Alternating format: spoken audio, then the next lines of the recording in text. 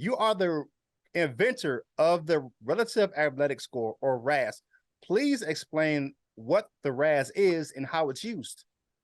RAS is a 0 to 10 comparative metric. It is a metric that takes a player's athletic testing and compares it historically to players at their position, so their peers, from 1987 until that player's draft year. So we got 36 years, or however many years that is. I'm good at math, but I didn't do that math beforehand.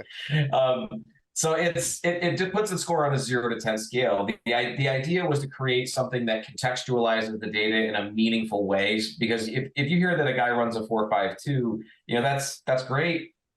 If you know what a 4.52 is, that's fantastic for most positions. But like, it means something different for a wide receiver than it does for a defensive end. If a wide receiver runs a 4.52, you're like, okay, that's okay. That's decent speed. You could probably be a lot faster, but that's okay.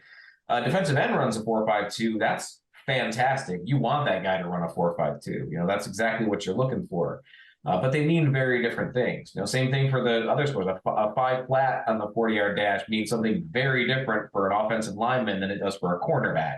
One of those is fantastic. The other one is undraftable. Big difference.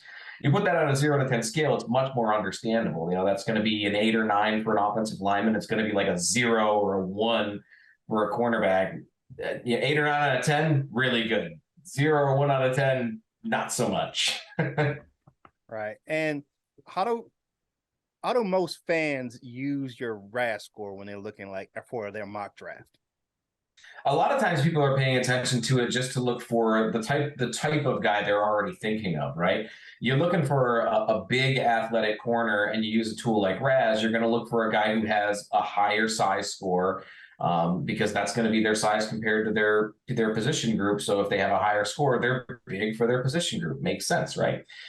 You want a guy that's fast, you're going to look for a guy that has tested well in the 40-yard dash. And it's a lot easier to have that color-coded and 0 to 10 scale for a metric than try to figure out for yourself whether a 4.47 is good. Jeff Okudah ran a 4.47, and there were people talking about, oh, he's slow. And it's like, that is not slow for a cornerback. I mean, it's not a 4.3. You'd prefer a guy who runs much faster, but 4.47 is still fast for a corner. That's perfectly fine. Like, it's not a bad test.